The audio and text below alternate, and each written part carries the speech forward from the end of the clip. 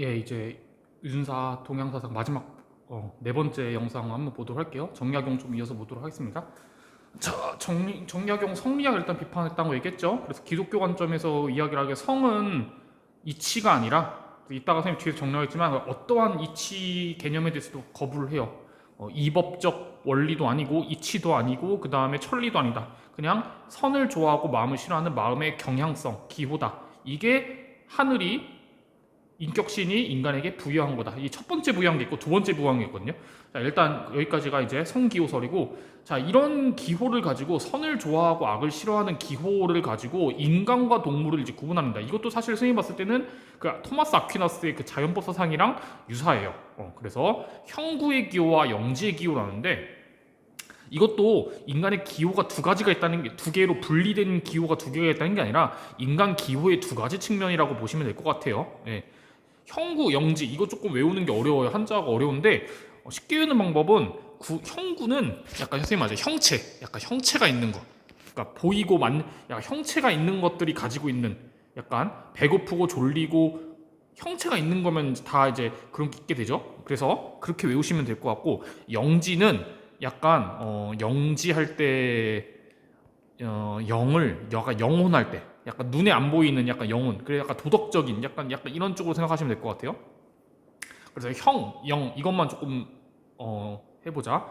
자, 형구의 기호는요, 형체를 가진 존재들이라면 누구나 갖고 있는 고정된 거, 이건 바꿀 수 없어요. 약간 본성적인 거죠. 이것도 본성적인 거니까 이 기호는 인간이라고 하는 형체를 타고난 존재는 고정적으로 절대 바꿀 수가 없어요. 뭘? 배고픔, 졸림, 이거는 고정되어 있습니다. 이거는 그리고 인간과 동물이 모두 지니고 있는 그런 존재고, 이거는 자연적인 욕구를 충족하려는 그런 성향, 경향입니다. 성향. 토마스 아퀴나스가 얘기했던, 기독교에서 얘기했던 그 자기 보존의 성향, 그 다음에 종족 번식. 인간이라면 누구나 성욕을 갖고 있는데 이건 동물도 갖고 있는 거죠. 성욕은 자연적 성향으로. 그래서 이거를 하려는 기호다. 이거는 그래서 바꿀 수가 없다. 고정적이다. 이거 안 하면 죽기 때문에. 그리고 얘도 이제 정약용도 기본적으로 성선설 입장이다 보니까 이런 형구의 기호 자체는 자체가 악은 아니에요. 근데 아까 이제 결과적으로 악으로 흐르기 쉬운, 상대적으로 악에 빠지기 쉬운 이제 그런 기호라고 이야기를 합니다.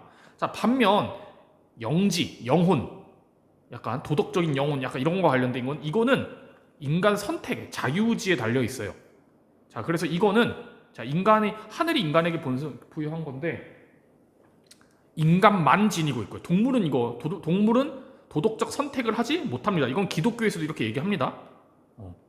그리고 이거는 도덕적인 선을 추구하려는 기호. 그래서 선을 추구하고 악을 피하는 이런 기호를 이야기합니다. 이거는 선택의 영역이에요. 인간이 이거를 갖고 있지만 실제로 이걸 행하지 않을지는 인간 선택의 영역이에요. 그게 바로 이제 그래서 이거를 얘기하게 됩니다. 이게 중요하다. 이런 기호를 모든 인간이 갖고 태어나지만 이거를 실제로 하냐 마냐는 너에게 달려 있다. 이러면서 이제 성리학을 먼저 비판합니다. 성리학은 모든 인간이 천리를 타고났기 때문에 모두 선하고, 근데 이 기질의 문제이기 때문에 이것만 바로잡으면 된다. 그냥 별다른 노력 안 하고 수양을 통해서 기질만 바로잡으면 선해진다. 이거를 이제 정약용은 비판합니다. 왜냐하면 자, 하늘이 인간한테 부여한 게 이제 하나가 더 있는데, 첫 번째는 일단 이거였고, 기호를 부여했고, 두 번째가 이거를 하늘이 부여했어요. 자주직권이라고 하는, 이게 자주직권이라고 한자로 표현하지만 사실 기독교에서 말하는 자유의지입니다. 자유의지. 네가 스스로 자주적으로 할 수 있는 권한을 주었습니다. 권한할 때 권자예요. 하늘은 인간에게 스스로 행위를 선택할 수 있는 권능, 권한, 같은 말이에요. 권능, 권한. 이것을 인간에게 선천적으로 줬습니다. 그래서 기호를 줬고요. 그 다음에 자주직권을 줬어요. 알겠죠? 그래서 이건 원래 인간이 갖고 있는 거예요. 자, 그래서 실제로 니네가 이거에 따라서 도덕적인 행동을 할지는, 이 기호에 따라서 이걸 할지는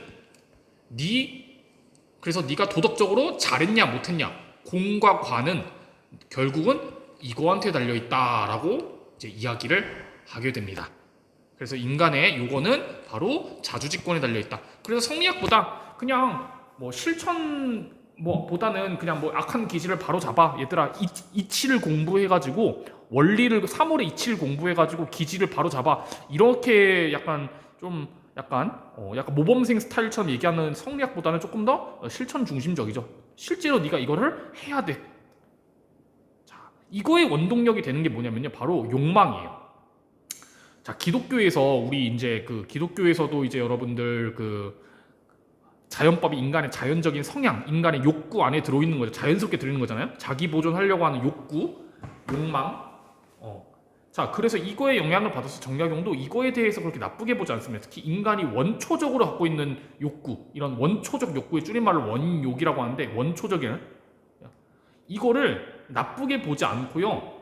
자, 욕망은 당연히 배고프고 졸리고 이런 거를 충족시키기 위한 원동력도 되지만 바로 도덕적 행위의 원동력도. 그래서 내가 결국은 이거를 하기 위해서는 이게 기반이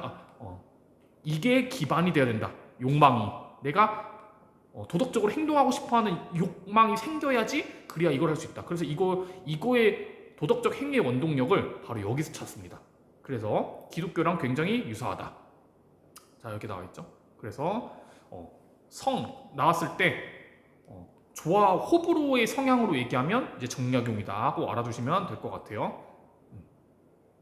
한번 읽어보시고요. 자, 이거를 바탕으로 이제 기존의 이제 성리학과 맹자 이론에 대해서 이제 맹자를 비판한 건 아니고, 그러니까 이건 사실 맹자를 비판한 건 아니고, 맹자가 말한 사단의 개념을 이제 성리학 애들이 잘못 해석했다 이런 식으로 디스하는 거예요. 성리학 비판인데 한번 볼게요. 바로 사덕에 대한 이야기. 사단에 대해서는 사실 여러분들 그렇게 큰 그게 이론이 없습니다. 이견이 없습니다. 자, 정약용도 사단이란, 여기서 또 맹자가 또 나오는 거야. 사단, 치근소사양. 절대 시험에서는 사단이라고 힌트를 쉽게 안 냅니다. 무조건 치근소사양십이라고 얘기하지. 치근소사양십이는 마음속에 선천적으로 들어가 있는, 원래 태어날 때부터 누구나 갖고 있는 그런 도덕감정. 여기까지 똑같아. 자, 근데 사단할 때 단자라는 해석에 대해서, 한자어에 대해서 성리학 애들이랑, 여기서 말하는 성리학은 당연히 주자, 이황, 이이죠. 다르게 해석을 하는데요. 성리학에서는 이 단을 단서, 실말이라고 해석을 하죠. 그래서 사단을 보고 사덕의 실말이다, 이렇게 단서다 이렇게 해석을 하는데, 실천을 강조하는 정약용의 입장에서는요, 이 단을 다르게 해석을 해요. 단이란 시작이다, 이렇게 다르게 해석을 합니다. 이게 시험에서 굉장히 중요합니다. 알겠죠? 뒤에서 설명할게요. 자, 그래서 사덕에 대한 해석, 여기서 말하는 사덕은 인이예지겠죠? 사덕에 대한 해석이 달라져요. 자, 기존의 성리학자들은 이것도 선천적이고 이것도 선천적이라고 얘기하는데, 정약용은 이거는 선천적인데 이거는 후천적이다라고 다르게 해석을 해요. 그래서 이게 시험에 많이 나오죠. 자, 사덕이란, 인이예지란 먼저 이것을 실천을 해서 후천적으로 형성되는 거다. 그래서 성리학자들이 말한 것처럼 사덕, 인이예지는 선천적인 성이 아니다. 인간의 본성이 아니다라고 이야기합니다. 사덕은 본성이 아니다.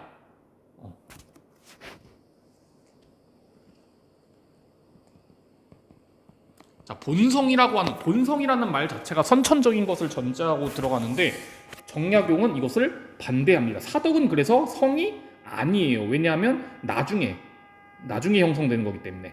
그래서 관계도를 보시면 이렇습니다.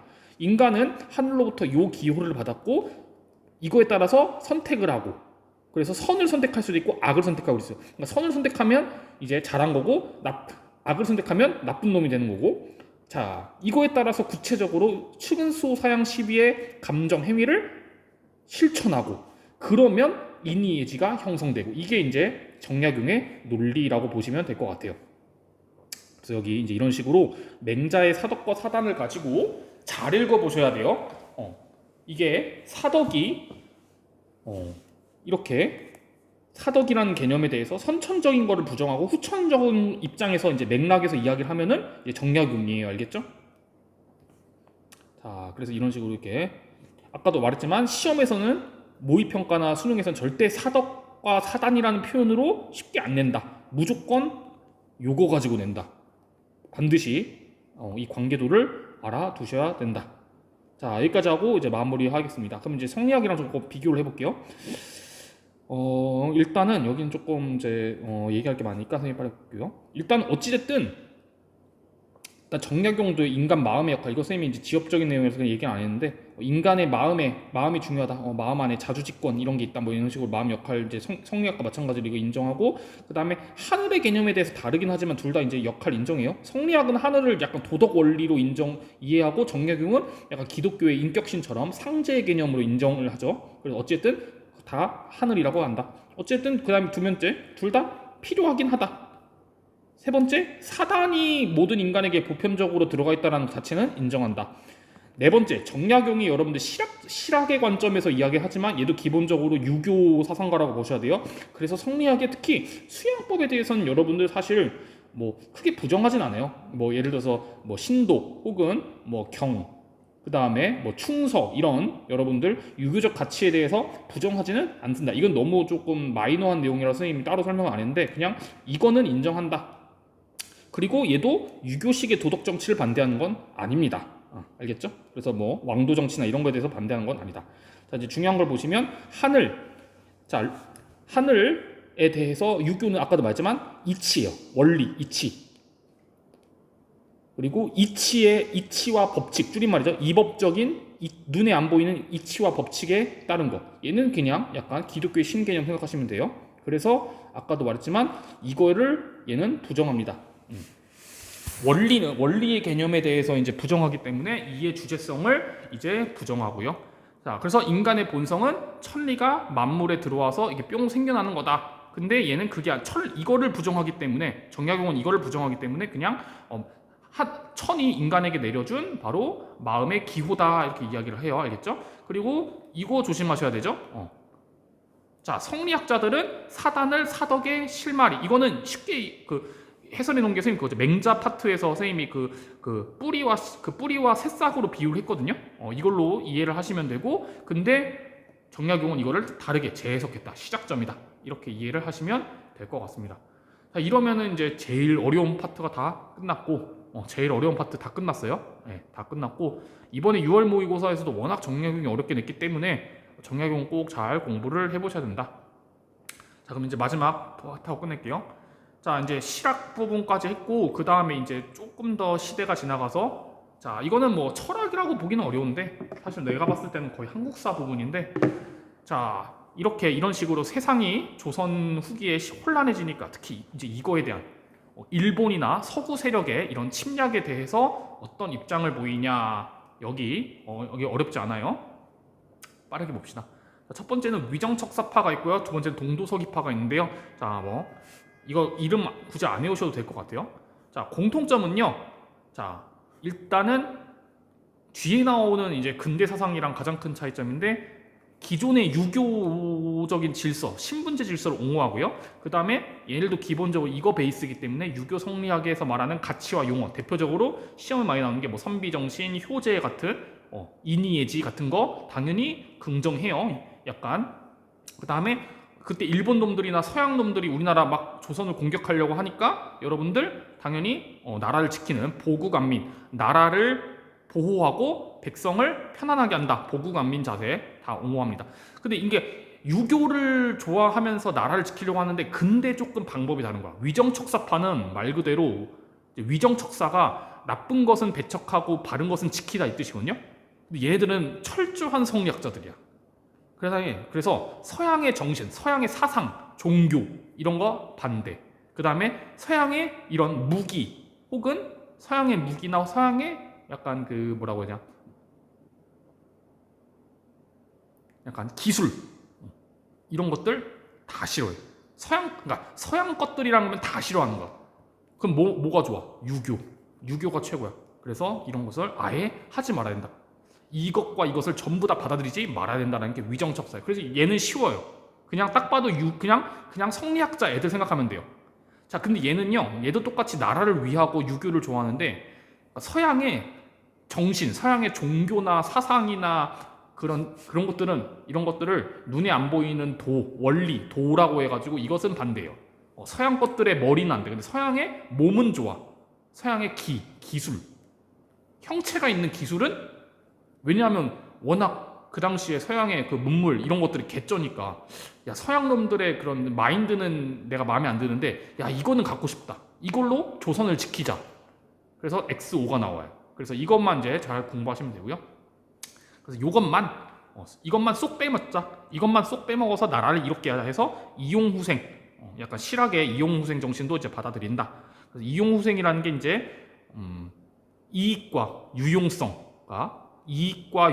통해서 생을 발전시키자. 약간 이런 뜻이에요. 알겠죠? 자, 근데 이제 얘네들의 한계는 이제 이거죠. 조선이 점점점 썩어가는데 위험한데 자꾸 이거를 지키려고 그래.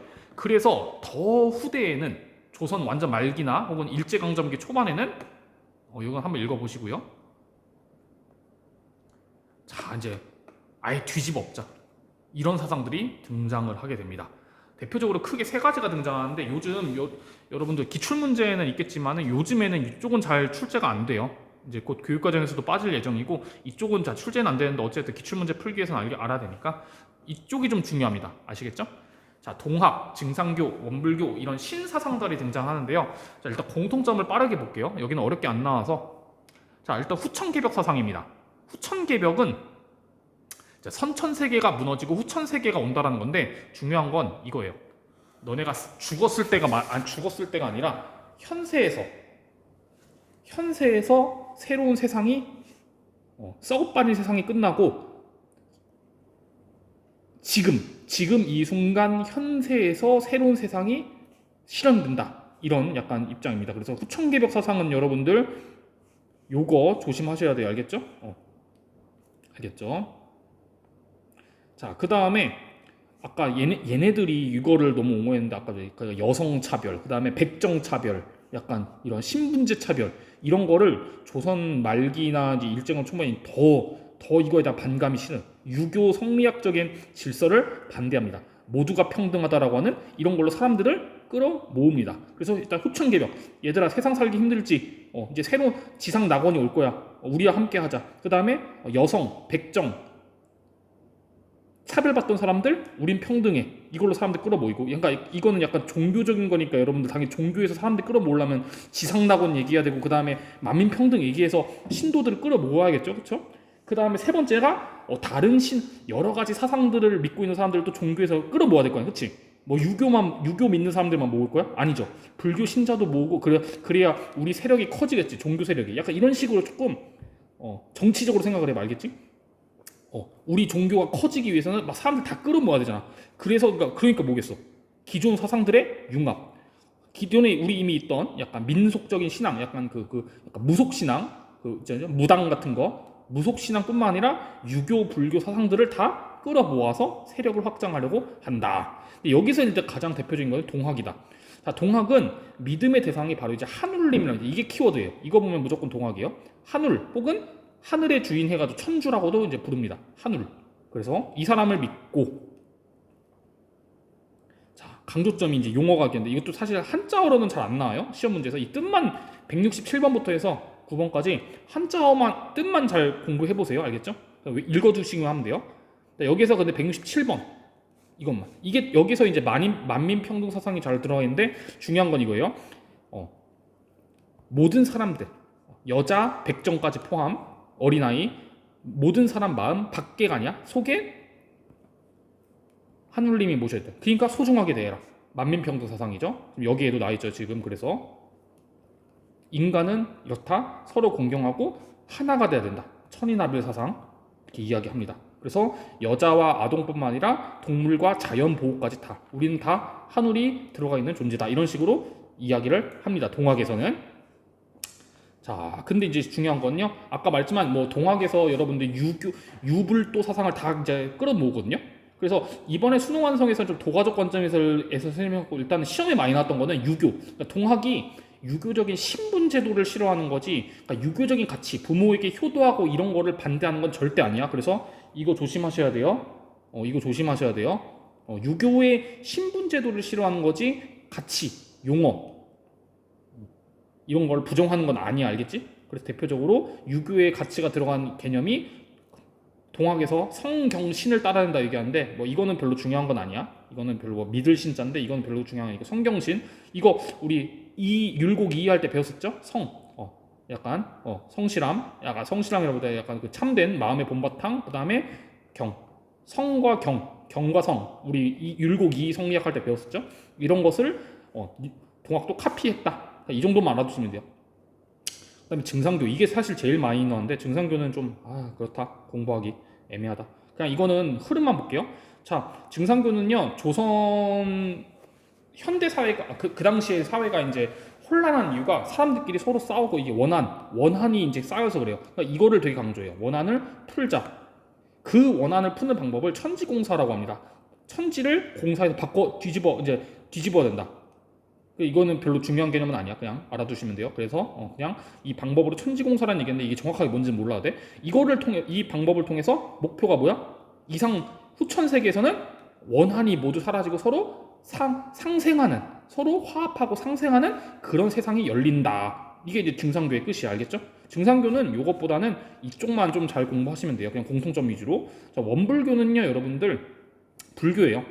그러니까 여기는 시험 문제에서 보면 동학은 유교랑 공통점으로 많이 물어보고 여기는 불교랑 공통점으로 많이 물어보는데 원불교는요 여러분들 불교긴 불교인데 조금 더 생활지향적인 게 강해요. 그냥 스님들처럼 머리 빡빡 깎고 출가해가지고 이렇게 불교 깨달음을 수행해라 그것보다도 더 생활 중심적 그냥 너네 학교 생활하면서 너네 직장 생활하면서 이거를 추구할 수 있다 이제 이런 관점이라고 보시면 될 것 같아요. 알겠죠? 그래서 원불교는 그렇게 어렵진 않은데 조금 조심하는 것만 좀 알려줄게요. 자, 원불교 할 때 원이 이제 진짜 원이에요. 서클.